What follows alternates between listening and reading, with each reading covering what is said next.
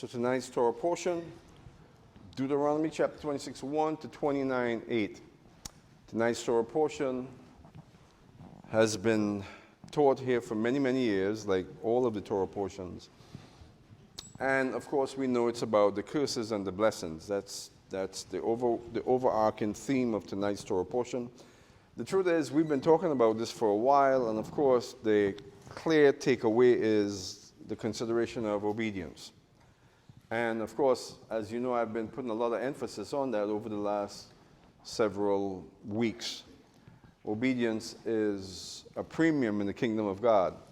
And so, of course, tonight's Torah portion, as it relates to blessings and curses, has much to do with the reality of obedience.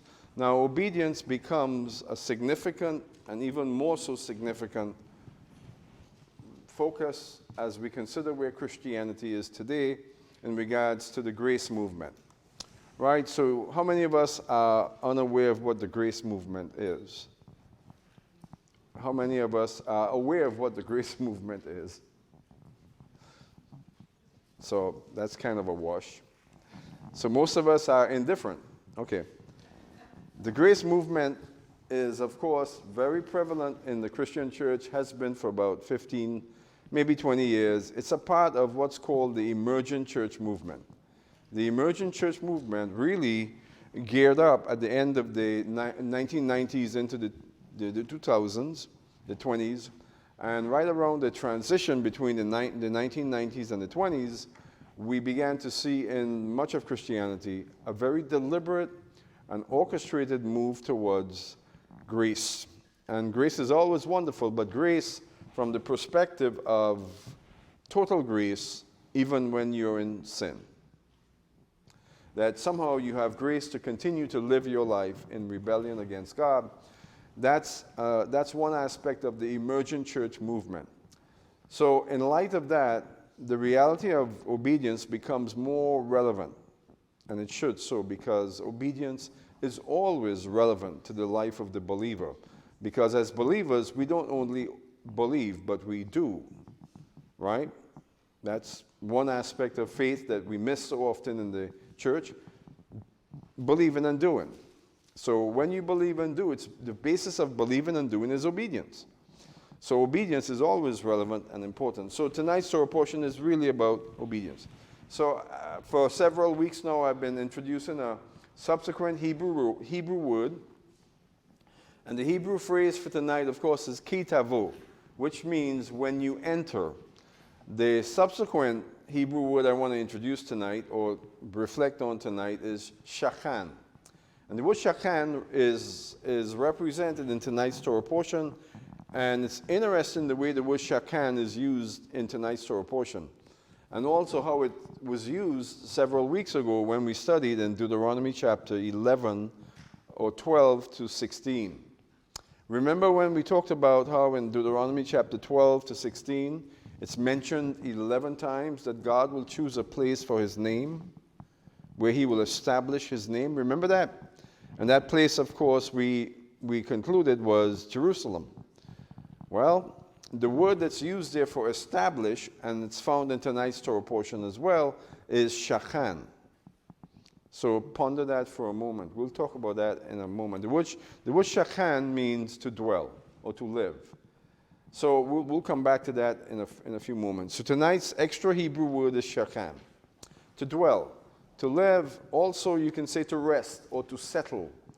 It's interesting that it's used in place of the word establish, and we'll examine that in a few moments. So my 3 points of interest tonight: 1, the place of God's dwelling. That's where the word shachan comes from.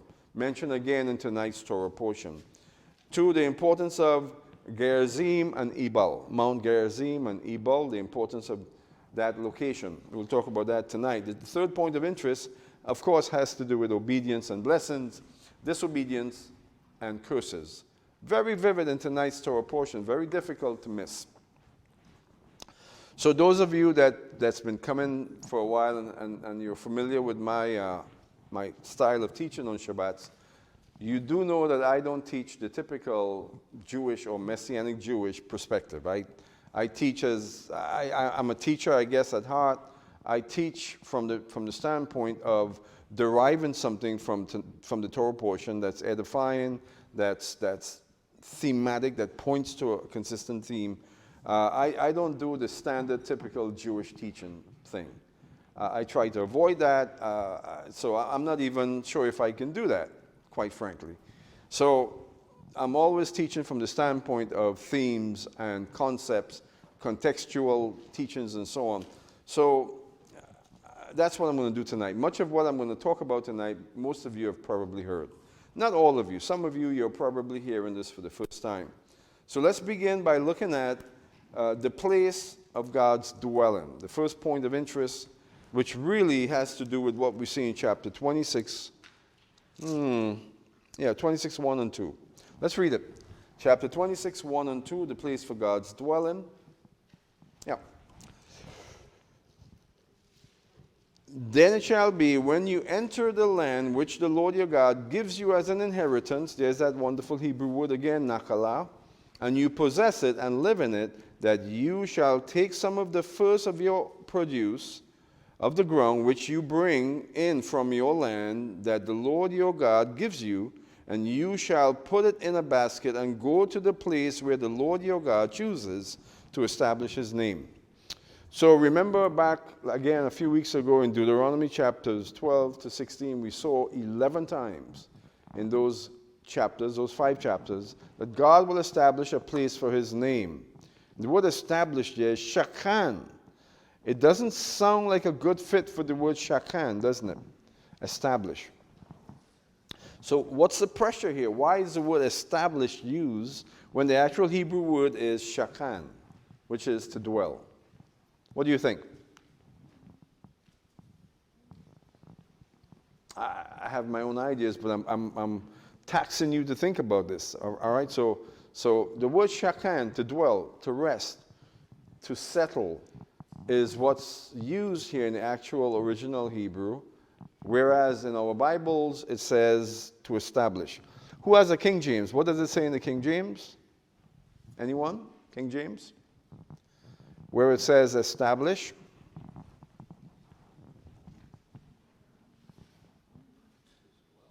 To dwell? That's what it says.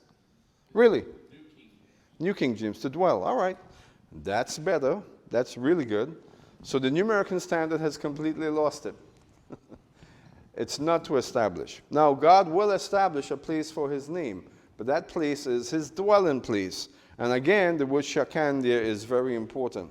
So shakan is also used in the chapters that we talked about, 12 to 16, that God will establish, or he will point out, I guess a good way to say it is, he will point out a place for his dwelling.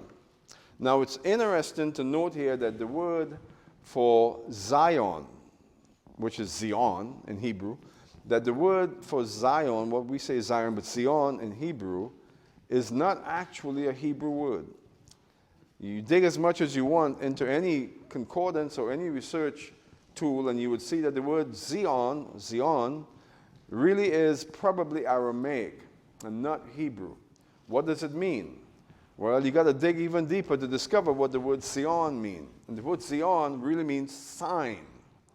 Zion, sign, an indicator, a pointer.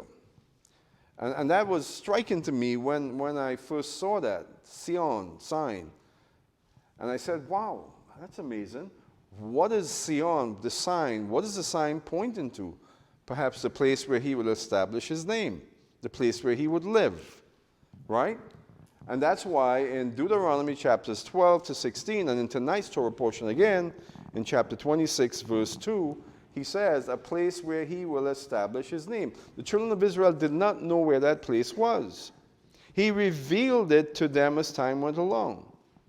So in a sense, the Sion, the sign, was what he was presenting them. He would point to that place, the place where he would live. We know that Sion or Zion is the place of his habitation.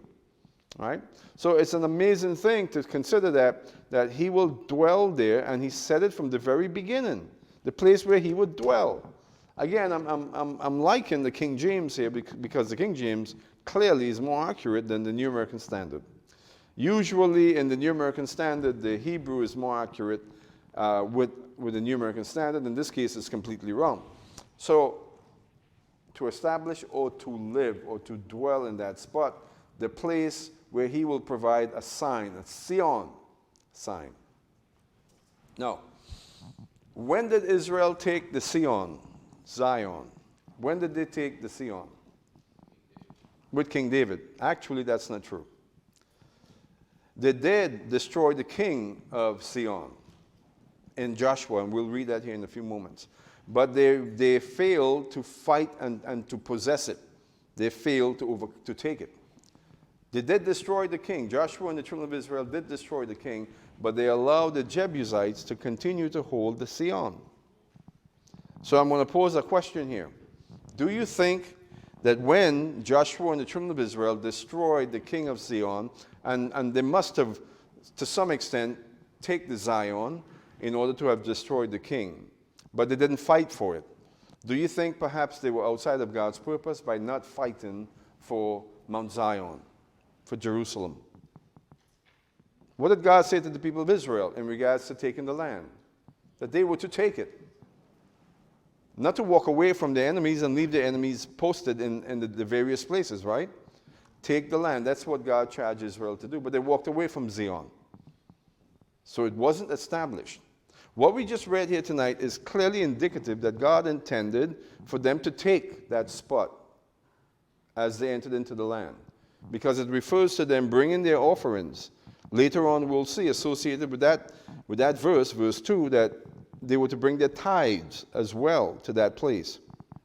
So it's my conclusion that God wanted Israel to take the Sion as they entered into the land, to take that place, so that they would be able to establish the offerings in that spot, in that location. But they didn't. And 500 years later, King David took it. So it's as if God had a contingency plan. Should Israel not obey him, he would raise up King David, who would in fact take the Sion. See that? So let's read. Joshua did in fact defeat the king of Sion, of Jerusalem. Let's go take a look at that in Joshua chapter 12, 7 to 10. Is that right?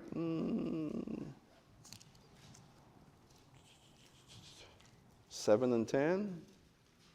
Yeah, Joshua chapter 12, 7 and 10.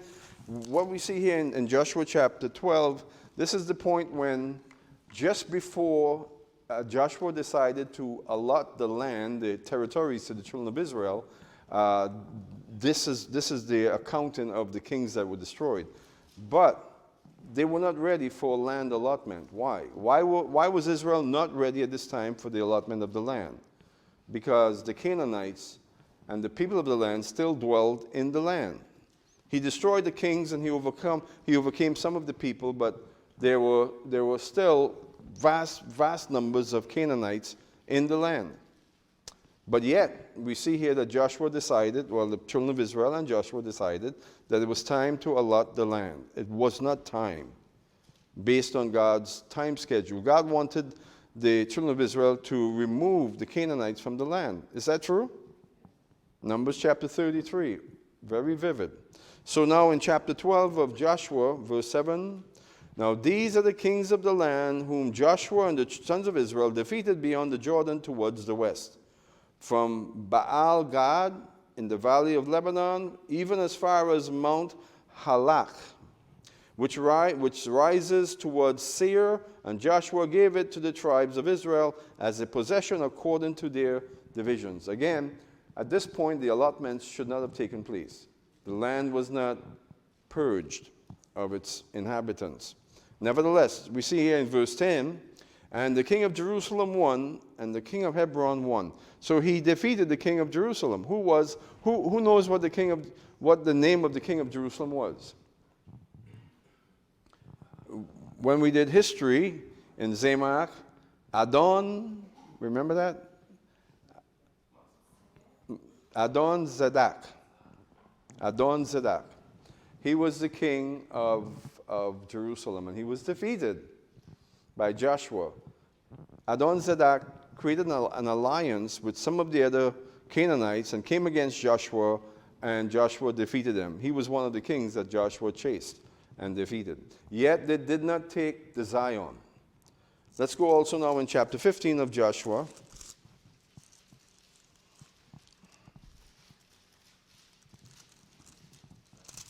Let's read verse 63. So we know that Joshua, the children of Israel, defeated the king of Jerusalem. And then in 63 of chapter 15, now as for the Jebusites, who are the Jebusites? The inhabitants of Jerusalem.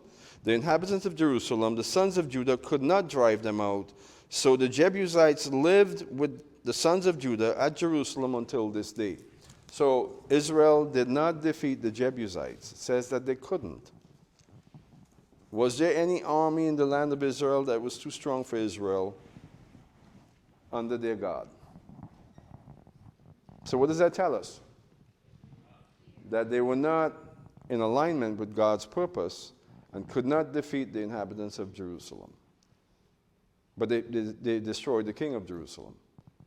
So Jerusalem is that city that Israel could not take during the time of Joshua. But I am, based on that Torah portion, that first two verses of chapter 26, God intended for them to do so.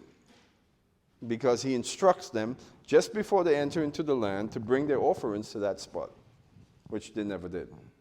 So wherever the tabernacle was temporarily, they would take their offerings. But God intended it to be in Jerusalem, the place where he will establish, the place where he will dwell, the place of Jerusalem. So, of course, that's one aspect of the history of Israel coming into the land of Israel that's most unfortunate. So God raised up King David. After 7 years of king in Hebron, he took Jerusalem. He took the Zion, him and his men. They marched up the west side, the southwest side of Mount Zion, and they took the stronghold of Zion. And from that point on, Zion, Jerusalem, became the possession of Israel. So it took 500 years. At that time, King David established the worship of the Most High God in Jerusalem in a tent. Later on, the temple would be built. And so only 500 years after they entered into the land could the first two verses of our Torah portion be fulfilled. You see that? Only 500 years later could that have been fulfilled. So the place for God's dwelling, Jerusalem. Now, how does that apply in the prophetic sense? Today, Israel is unable to take Jerusalem. You say, wait a minute, they did that in 1967. No, they didn't. They had the opportunity to do it in 1967. They took that flag down real quickly from the Temple Mount, didn't they? Real quickly. Because the Jordanians had sovereignty, and some most powerful entity in the Israeli government, perhaps prompted by the world government at that time, said that no, it still belongs to the Jordanians. So today, you go to Jerusalem, and Jerusalem is very Islamic. It's more Islamic now than it was in 1967. Go figure. Our last president, Trump, he did the peace accords, the Abrahamic Accords with the people of Israel and the Arab nations. Since that time, I'm talking about, you remember when that peace deal came through a month before the elections of 2020? Remember that? What happened? It gave more sovereignty to the Muslim nations than they had even before. I know we love President Trump and we're all conservatives, but the truth is that peace accord did nothing to strengthen Israel, but did quite a bit to weaken Israel's hold of the Zion, of Jerusalem. So let's take a look here now. Israel, during the time of Joshua, they were unable or unwilling to take the Zion.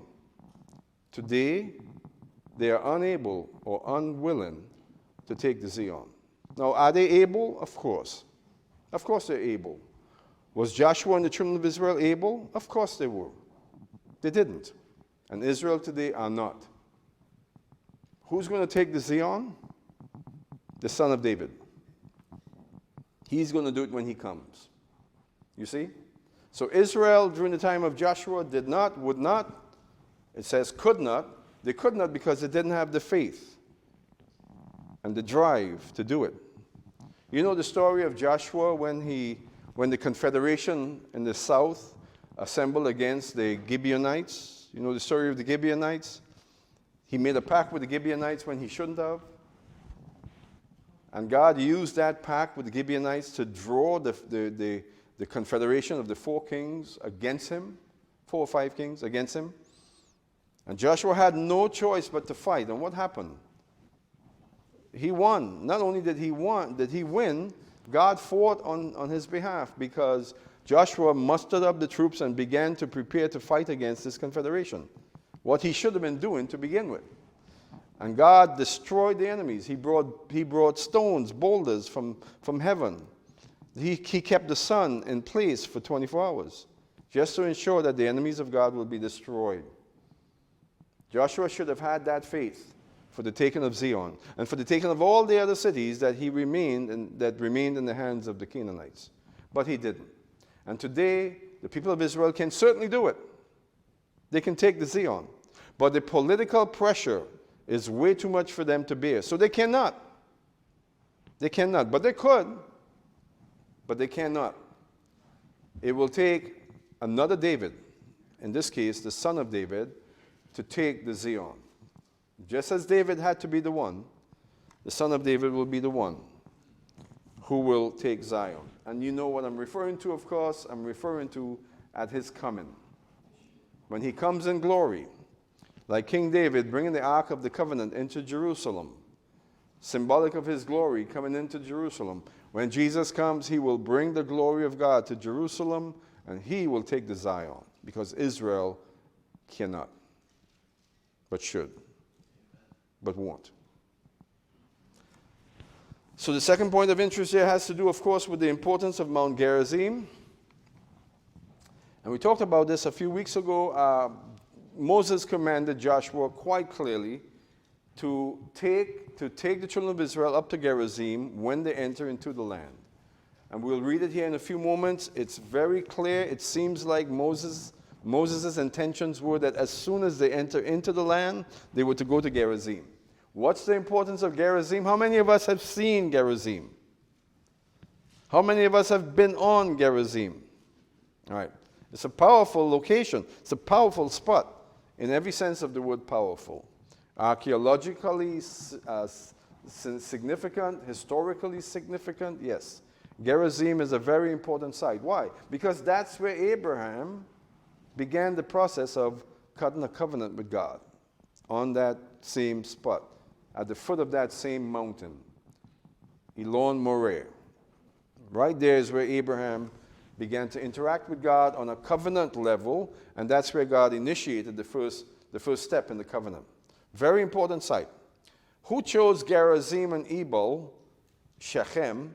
Who chose that spot for Joshua to go to? Well, God did.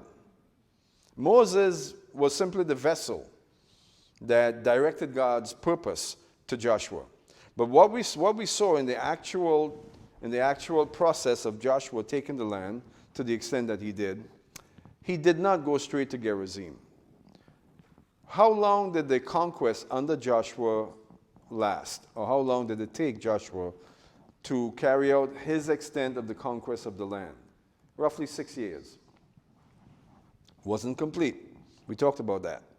Somewhere around the 2-year point in those 6 years is when Joshua goes up to Gerizim.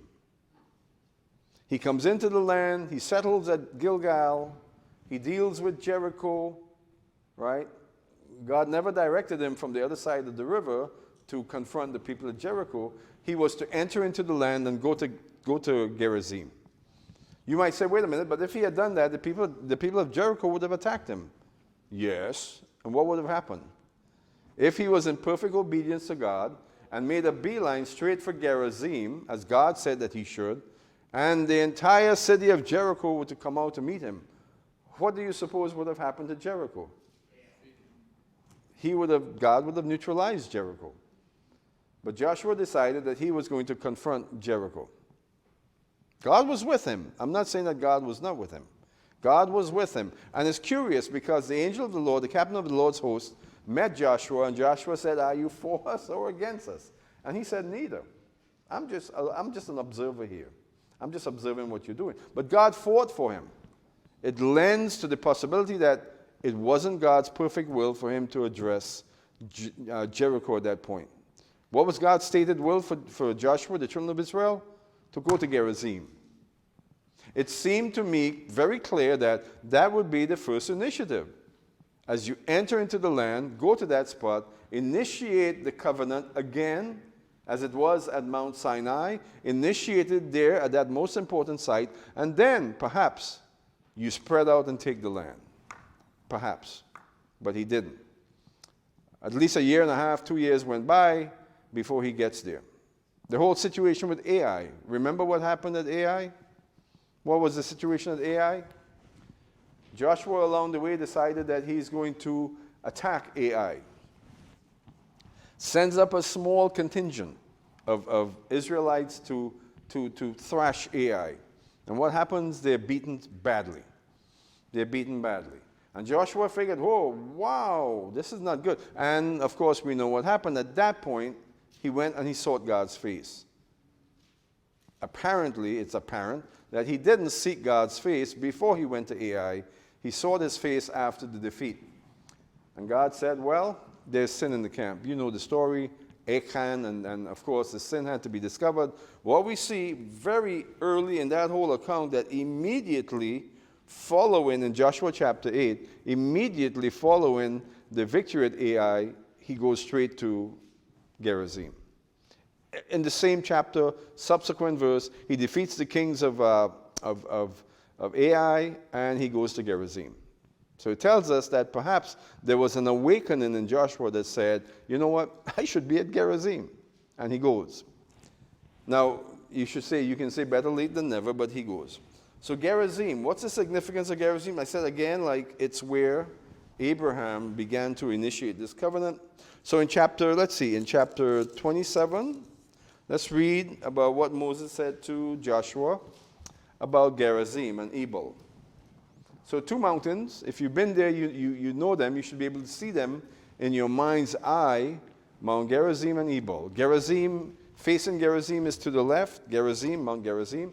Facing Gerizim, Ebal to the right.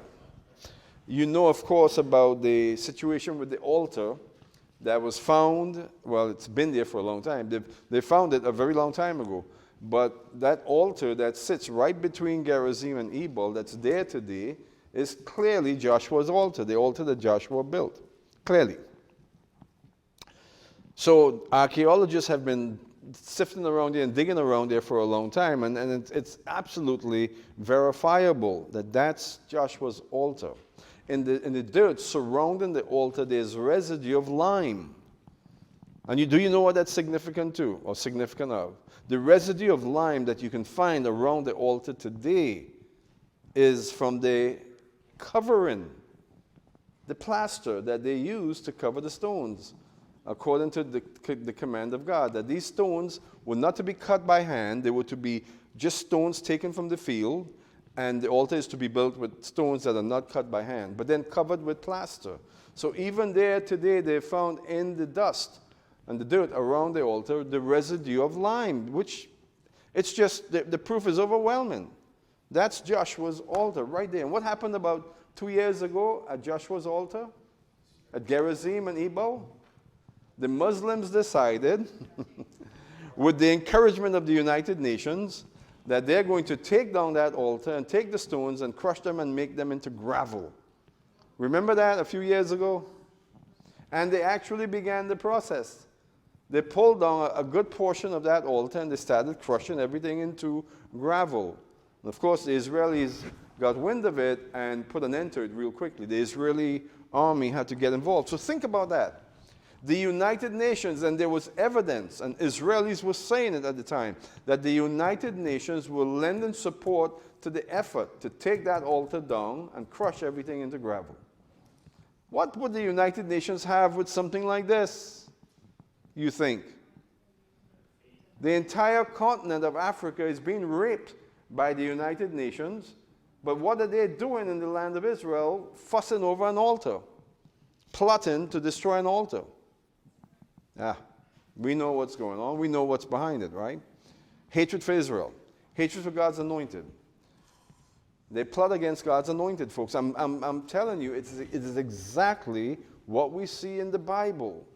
Why do they strive against God's anointing? The evil one cannot help but strive against God's anointed. It's consistent. Psalm 83, Psalm number 2, Psalm 2. Evil always strives against God's anointed.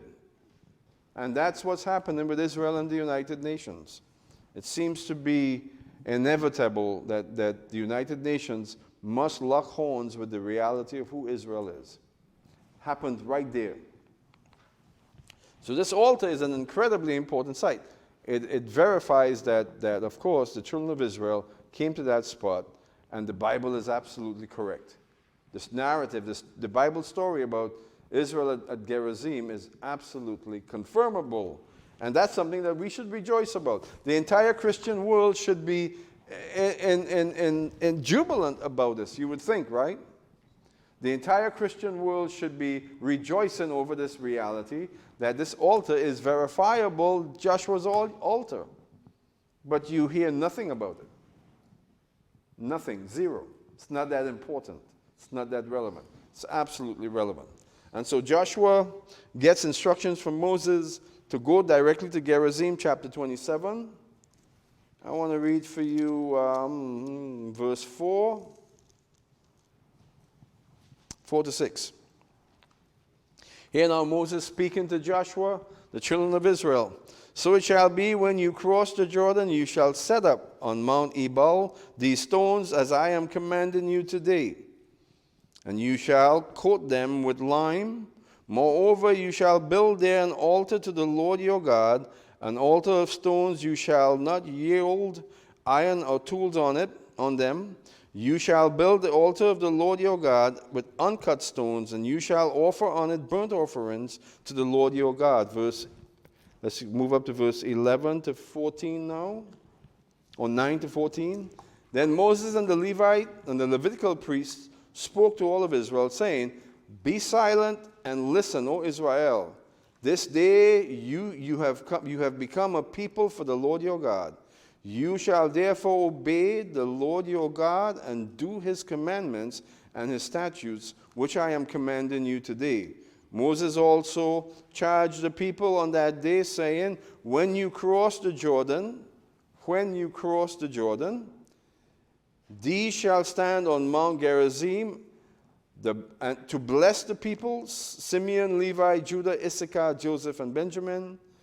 For the curses, these shall stand on Mount Ebal, Reuben, Gad, Asher, Zebulun, Dan, and Naphtali. The Levites shall then answer and say to all the men of Israel with a loud voice, and they begin the curses and the blessings.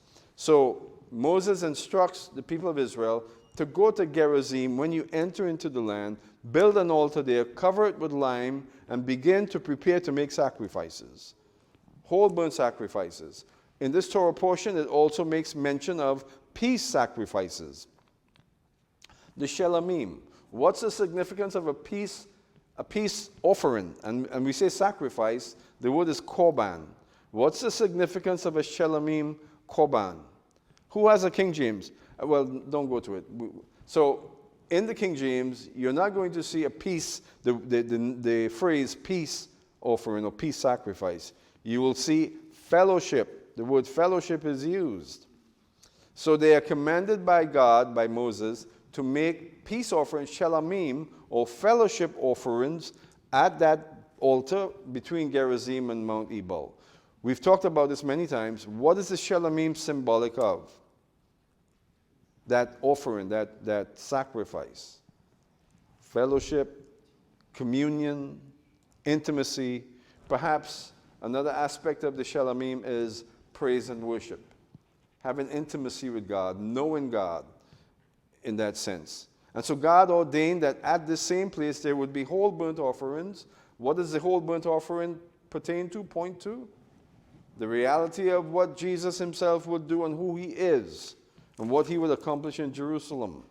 And actually, the whole burnt offering is a picture of how we ought to present ourselves to God as whole burnt offerings, holy and totally given over to the kingdom of God. And, of course, the Shelamim as well, the peace offerings. So here we see that this Gerizim experience was to be important to Joshua, the people of Israel. It was the initiating process, I think, of they taking the land of Israel. That repeating of the offering, repeating of the covenant at Mount Gerizim was critical and important. It didn't quite go the way Moses directed Israel for it to go, and so the rest of it is history. In fact, the people of Israel, their history, even to today, we see it, things are not going exactly the way we would expect them to go according to the Bible. Yet they are the people of God. Yet God is committed to them. How many times do we see in the Bible God making very clear statements, even though you are unfaithful, I will be faithful, in effect. Statements such as that. That he would be faithful to Israel, even when they are not faithful. Well, the prophets are brimming with those types of statements. So even today, we see that Israel isn't exactly doing what she should be doing today. And that's absolutely the case. But God is bringing the nation of Israel to that place where she would, in fact, obey. All right? So Gerizim, very important site. If you have a chance to go there, perhaps you go with us next year. We will do our best to make it up to Mount Gerizim. And I'm hoping also to be able to go down and look upon the altar. Look upon the altar that Joshua built with the priests, the Levites. It was the Levites who built the altar. They would have been the ones to collect the stones and mount the altar, cover them with lime, with a covering. And so I'm hoping to be able to go down there and look at the altar. It's a dangerous site. It's not the safest place to be, but we have connections. And what I mean by that is Mickey Barnada, who will be our tour guide, we hope, we pray, he has very close connections to the archaeologist who has claimed that site. I don't have his name right now. He's an Israeli archaeologist, and Mickey Barnada are good friends with him. So I'm going to try and pull whatever strings I can to get down into the valley and go stand on that altar. What do you think? So, should be wonderful. All right. The last point of interest that I want to touch on before we bring this to an end is, of course, as it relates to the obedience and the blessings, and how that contrasts or compares with disobedience and curses. This is the whole nature of tonight's Torah portion. Go to Gerizim, build an altar, offer burnt offerings and peace offerings, have half of the tribes of Israel on Gerizim, half of the tribes on Ebal, and recite the covenant and proclaim the blessings and the curses, right? So very, very straightforward, very, very clear. We've looked at it many times. But again, the reward for blessings, as we've talked about many times, the reward for obedience, I should say, is God's very blessings and favor. You prosper in God's favor when you obey him. When you do not obey him, you fall into disfavor with God and you're cursed. Now, this is something that my kids have heard many, many times when they were young. I mean, many times. And you might say, well, that's kind of harsh to put on a kid. Yeah, but I didn't exactly phrase it the way I did. Right? I would sit them down and I would say, you know, I'm going to strangle you if you keep doing this now. I would sit them down and I would say, you know, if you do the right things, good things will happen. If you do things that are not good things will happen. And I would tell them this is a principle in life that you must learn. You must learn this. It's critical that you understand this. So I'm praying that all of my preaching to my kids when they were young will yield its benefits. I'm believing that. We'll see. But it's absolutely the case. This is a biblical principle. This is a universal spiritual principle. Right actions as it relates to God brings God's blessings and his favor and his goodness. Wrong actions as it relates to God brings his curses. Now this is reflected in the very nature that's all around us. It's reflected everywhere in God's creation. You know the reality of reaping and sowing. Could you see the reality of reaping and sowing in God's creation? To some extent. But God's creation is not fallen. We are fallen. We are the ones who are subject to the fall, and we are the ones that are actually promoting the fall. We are. I mean, let's be frank. We fallen creatures, we humans, are the ones that are driving the effects of the fall. And that's why Paul would say in Romans chapter 8 that all of creation are awaiting the redeemed of the Lord, the sons of God. Creation is not waiting for the fallen man to get his act together. Do you follow me? Much of religion is bent on, focused on, getting people to square away and to be right, to behave correctly, and to do the right things. That's what religion is geared towards. Cleaning up society, making man a more presentable creature. And it's not just religion, in fact. The liberals of this world believe that by our goodness, our correct perspectives, we will make a change in the world. I mean, you listen to the liberals of today, and they will tell you, if we can just stop burning fossil fuels, we would have a better planet. It's up to us. How many documentaries do you see? And that's always the conclusion. I've watched so many documentaries, and some of them are just incredibly interesting and powerful, but at the end of it, the conclusion is always, we humans, we've got to stop burning fossil fuels, otherwise we're going to destroy our planet. We're destroying the planet whether or not we use fossil fuels, actually, because we're fallen, and we're unable to fix this. But individually, we can fix ourselves by obeying God, by following after His word. We can walk as the redeemed in our own lives and affect the people immediately in our lives, our family, our brothers and sisters, if we obey God and follow after His word. We're never going to fix this fallen creation. But when He comes, the sons of God will come with Him, and we are the ones who will fix this creation along with Him. You follow what I'm saying? Paul said it. All of creation awaits the manifestation of the redeemed of God, the sons of God, and creation awaits us. So, obedience. It is essential. Reaping and sowing. You see the effects of it. How many of us have seen, maybe in the last week or 2 or 3, the effects of reaping and sowing? It's very much a reality. And it hits home when we see the effects of unrighteousness and sin. We see it. And we don't like it. But it's a reality. It's something we must face. Reaping and sowing. Obedience, blessings. Disobedience, curses. It's very simple. God's creation awaits His sons, the ones who will come with Yeshua as He takes the Zion and reigns in the earth. God's creation awaits us, the ones who will perfectly obey God concerning the very creation itself. Creation awaits. Creation, what did Paul say in Romans chapter 8? It groans, it moans for the manifestation, for the coming, for the revelation of the sons of God. Is creation being subject to destruction? Futility. That's what Paul said. It is. Creation is subject to futility. But God is preparing to bring deliverance. So I told you about the young child, the 13-year-old girl. Her name is Griana. Sorely afflicted. Just a stark manifestation of oppression. Someone who has become a living host of a demon. Very vivid. And she's to the point where if that demon does not come out, she will die.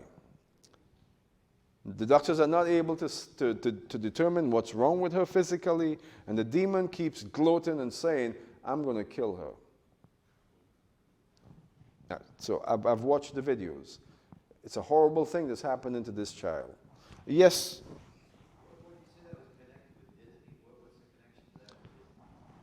Okay, I guess I can talk about it. No kids are here. No kids are here. So let's talk about what happened with this child, Brianna. She's 13 years old. She got a hold of an iPad and she started watching videos. And there's a group of, I'm not sure what the group is about, but a group of kids who does videos, and it's associated with Disney World. Right? You do know that Disney World has become more and more blatant in their witchcraft, in their occultism in the last 10 or 15 years, right? So she was watching this group do whatever they did, and there was something like an advertisement that came on. And she said, when it happened, in her own words, I'm glad that Isaac is leaving. She said in her own words that something came out of the screen and came in me when it first happened. And she got sick right away, physically ill right away. Her whole body is inflamed. She's in horrible pain. Doctors don't know what's happening. What is she ailing with? No one knows. The doctors don't know. So the demon in her is saying, I have the videos, that I'm in her and I'm going to come out when she dies. You see the change in appearance, the change in voice, tonality, everything changes when the demon speaks. And when she speaks, it's very vivid. It's not the same voice, not the same person.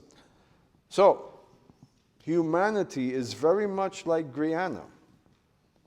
And the oppression, the possession, I should say, the reality that this child is a host of a demon, as it compares to humanity, it's not getting any better. Humanity is becoming more and more oppressed. And it only speaks of one thing: deliverance is at hand. Deliverance will come when the sons of God appear in the power of God, in His glory, and will address that demon, along with Yeshua, who is the prince himself. He will be the one to cast that demon, the demon out. So pray for this child, because what's happening with this child is symbolic of what's happening with all of humanity. We've allowed a demon in. A door was opened. That demon rushed in and is bringing destruction. Now, I don't enjoy the prospect of going to Arnold Palmer to deal with this to the best that I could. God's going to deal with it. Arnold Palmer is basically Disney World. You know it. Minnie Palmer and so on. Arnold Palmer is the outreach of Disney World. I had to fast and pray my daughter Gabrielle out of that place when she was born. They had Disney with Minnie Palmer, Disney World, Arnold Palmer had its claws sunk deep into my daughter. And she wouldn't be set free. It took fasting, prayer, me prophesying against that whole entity, Arnold Palmer, and really coming against that evil spirit, and finally she was let go. Yes, this is where this child lives, and I'm going to go up there tomorrow. They already don't want me up there. But I'm going to go up there tomorrow, and I'm going to pray with this child. I'm going to believe for a deliverance. Now, this is going to happen when Jesus comes, because humanity is sorely afflicted and demon-possessed. Do you not recognize it? Obedience, friends. Obedience to God also keeps us safe. Teach your children. It's very important. Your grandchildren, most of us here, many of us here are grandparents. Teach your children, teach your grandchildren the importance of obedience. Because we have in this world demonic entities that are ready and quick and able to jump into your children based on their own disobedience. It's a horrible thing, right? Suddenly the message have gone completely in a different way. But I'm telling you this so that you will be aware of the condition of humanity and what has brought this upon humanity: disobedience. Adam. Did Adam disobey God? Did the curse come upon him once he disobeyed? Yes, absolutely. Okay, so the Son of God is going to reverse that curse. Pray that tomorrow the Son of God will show up. Pray that when I get there, it's done. And I just have to show up and say, well, praise God, and turn around and leave. That's the best case scenario. Because I'm not looking forward to something loud and ballistic in Arnold Palmer. You might have to bail me out of jail come tomorrow night. That's all right. But my point is this. God is preparing a deliverance for humanity because we are consistently disobedient. We're in bondage because of it. Obey God. There's a blessing that comes when we obey God. The tremendous, tremendous goodness and mercy is poured out in our lives when we obey Him. Amen? Shabbat Shalom.